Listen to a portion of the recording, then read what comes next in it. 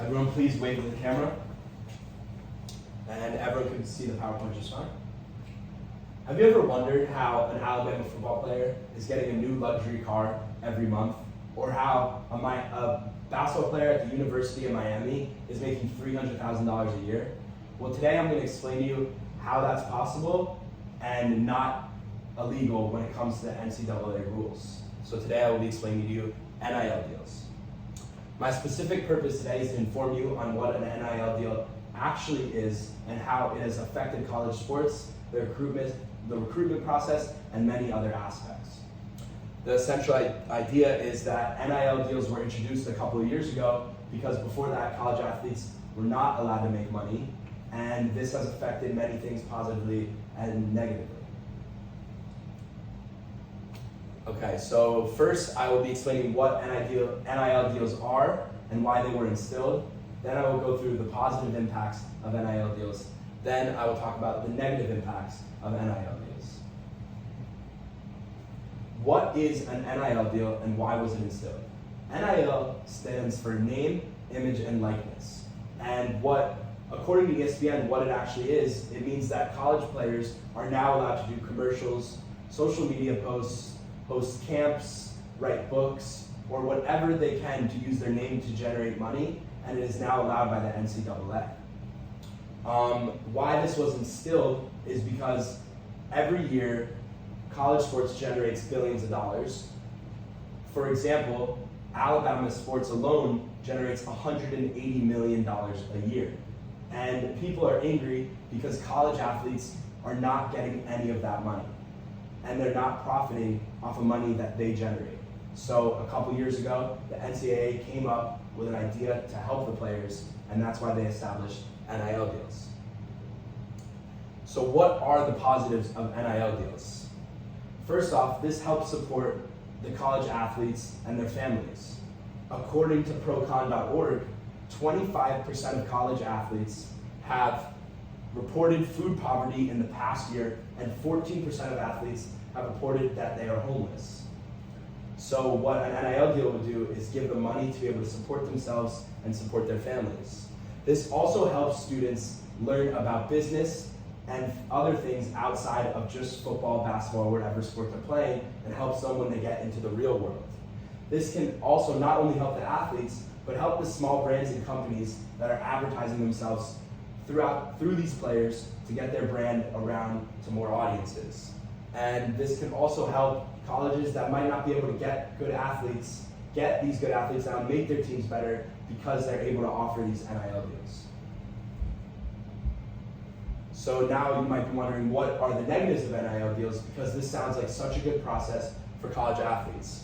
Well, the first issue of NIL deals is the opposite of what I just said.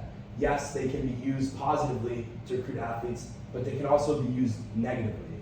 A lot of big schools with donors who have a lot of money are not endorsing any brands or anything. They're just paying these college athletes to come to their schools, and colleges with not as much money are not able to even get these players if they were anyway before that.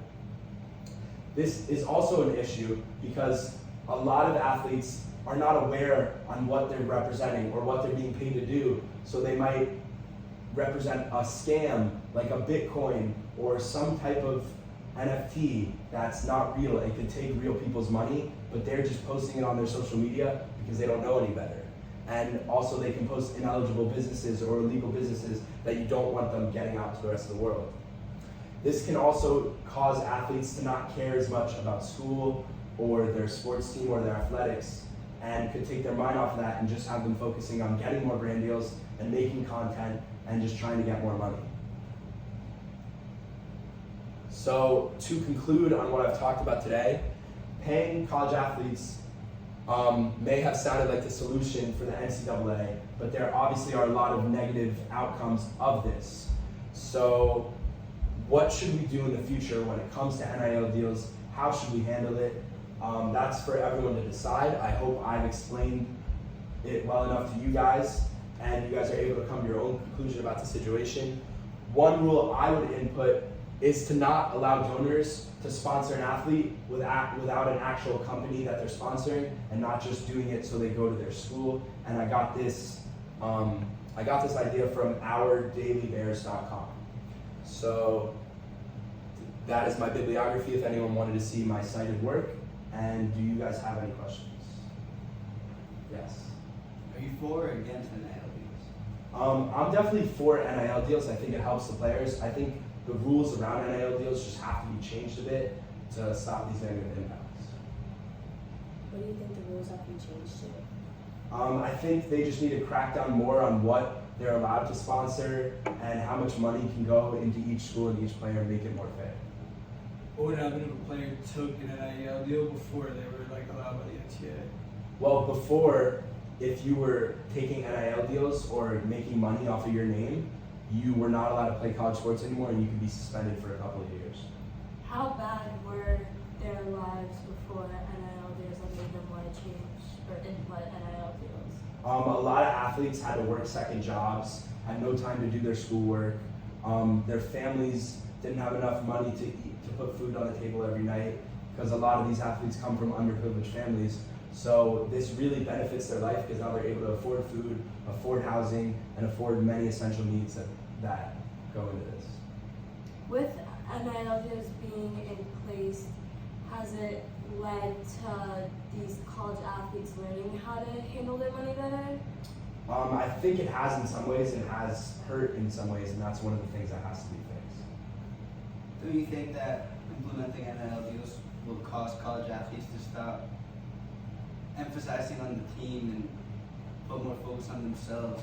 100%, that's one of the negative impacts I talked about. They can start drifting away from the main importance of why they're actually playing college sports. All right.